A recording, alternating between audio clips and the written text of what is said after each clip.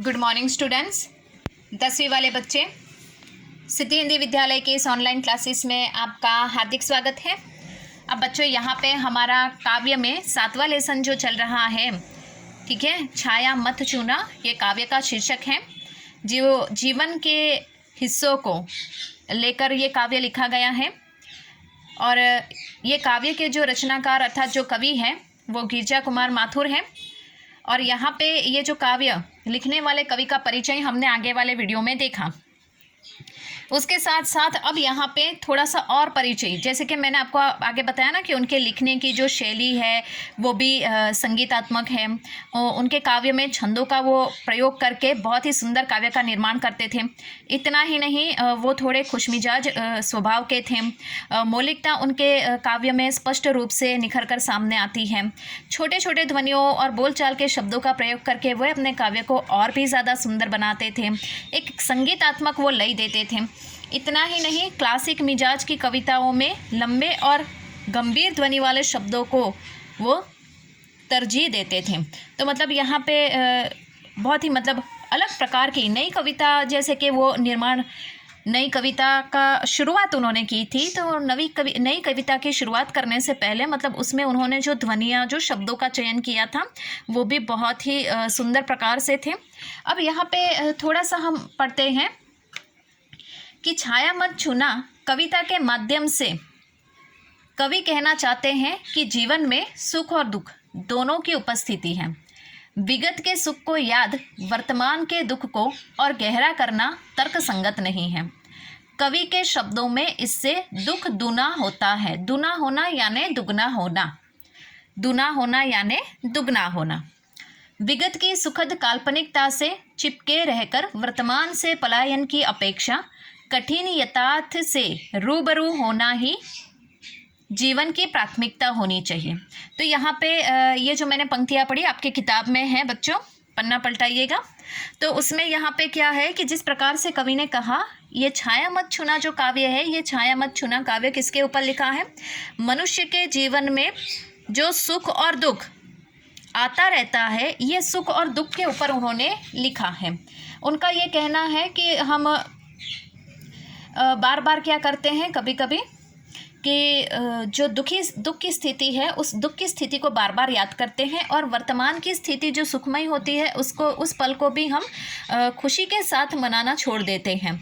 क्यों? क्योंकि हम दुख के पल को ही बार बार याद करते हैं, दुख के अवसर को ही हम बार बार सोचते रहते हैं। इसके लिए हम वर्तमान का जो समय है, वर्तमान की जो क्षण है, जो अच्छे पल है, उस मौके को भी गवा देते हैं। दुख को इतना हम उसको याद करते रहेंगे तो वो दुख जो है वो दुगना हो जाएगा। इसके लिए कहते हैं छाया मत छूना। छाया मत छूना यानी जो दुख की छाया है उसको वो छूने के लिए मना करते हैं, क्योंकि दुख की छाया को हम बार बार छूते रहेंगे, उसी माहौल में हम वापस जाएंगे तो हमारा दुख और दुगना होगा, उसमें कोई कमी नहीं आएगी, और जो सुख के पल है वो भी हम गवा देंगे। इसके लिए यहाँ पे उन्होंने वर्तमान जो स्थिति है, वर्तमान स्थिति में किस प्रकार से पलायन होना, अर्थात वर्तमान स्थिति में किस प्रकार से हमें जीना, वो रूबरू हमें जीवन की प्राथमिकता से बताते हैं कि जीवन जो होता है उसमें सुख और दुख एक सिक्के के दो पहलू हैं, आते जाते रहते हैं। लेकिन फिर भी हम दुख के बारे में, दुख के पलों को याद करके वर्तमान स्थिति को हमें नहीं खोना चाहिए। थोड़ा और पढ़ लेते हैं। कविता अतीत की स्मृतियों को भूल वर्तमान का सामना कर भविष्य का वर्ण करने का संदेश देती है।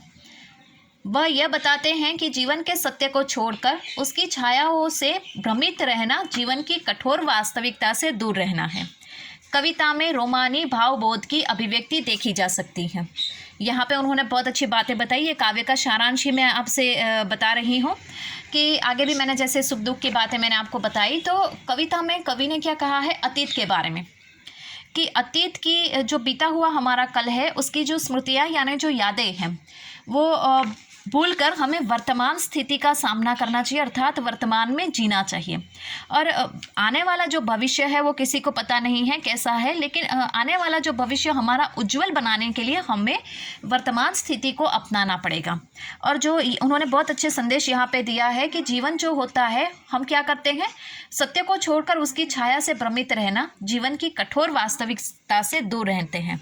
अर्थात यहाँ पे उनके कहने का मतलब ये है बच्चों कि जो वास्तविक, जैसे कि वर्तमान में जो स्थिति है, जो सत्य है, उसको ग्रहण कीजिए। हम क्या करते हैं, ज़्यादातर उस वास्तविक स्थिति को ग्रहण नहीं कर पाते। जैसे कि कोई ऐसी घटना घटित हो चुकी है तो हमारी आंखों के प्रत्यक्ष है वो दुख भरी घटना, लेकिन फिर भी हम क्या करते हैं, उसी पल को जीते हैं, उसको भूलने का प्रयास नहीं करते हैं। और वो वर्तमान स्थिति में भी हमारे दिलो दिमाग पे हावी हो जाता है। तो हमें बिल्कुल ऐसा नहीं करना है। हमें एक कवि ने इस काव्य के माध्यम से बताया है कि अतीत की जो यादें हैं उसको इतना मतलब भूलकर अपने वर्तमान में जीना चाहिए, क्योंकि वर्तमान जो होता है वो धीरे धीरे करके आने वाले भविष्य की ओर हमें ले जाए। और भविष्य में भी हम वही छाया को छूते रहेंगे, अर्थात वही जो हमारा बीता हुआ कल है, जो बुरे दिन है, जो दुखद घटना है, उसको ही हम बार बार सोचते रहेंगे, उसी पल में जीते रहेंगे, तो हम अपने जीवन में कभी आगे नहीं बढ़ पाएंगे। फिर हम ये कहते हैं कि ये दुनिया कितनी आगे बढ़ गई और हम वही के वही रह गए। क्यों? क्योंकि हमने तो दुख में जीना ही सीखा। दुख के पलों को वर्तमान स्थिति में लाकर हमने रख दिया। इसके लिए हम जो वास्तविक स्थिति है उससे परे हैं, इसके लिए हमारे जीवन में दुख आता है। तो बच्चों, आज के इस वीडियो में हमने यहाँ पे जो 7वां काव्य है, छाया मत छूना, ये जो काव्य है, ये काव्य हमने यहाँ पे देखा, अर्थात उसका परिचय मैंने आपको बताया। अब यहाँ पे देखो, आपके पास जो किताब है ना, वो किताब में आप देख सकते हो कि उसमें यहाँ पे ये जो काव्य है, ये काव्य का परिचय मैं करवा रही हूँ। एक ही पन्ने का काव्य है, लेकिन बहुत सुंदर सा काव्य है। यहाँ पे आपकी किताब में जिस प्रकार से यहाँ पे छाया मत छूना, उसमें देखो यहाँ पे चित्र दिए गए हैं, हाथों का यह निशान है जो हमें संदेश देता है, जो छाया मत छूना, किसकी छाया नहीं छूनी है, दुखों की। और ये दुखों से लड़कर हमें वर्तमान स्थिति में जीना है। धीरे धीरे समय हर एक चीज़ को भुला देता है और हमें हकारात्मक होकर जीवन को अपनाना है। ठीक है ना? तो ये चित्र हमें यहाँ पे दिए गए हैं। तो आने वाले वीडियो में बच्चों हम यहाँ पे ये जो छाया मत छूना, ये जो काव्य है, उसकी हम शुरुआत करेंगे। तब तक के लिए हम यहाँ पे रुकते हैं। काव्य का सारांश मैंने आपको बता दिया है। ठीक है, थैंक यू।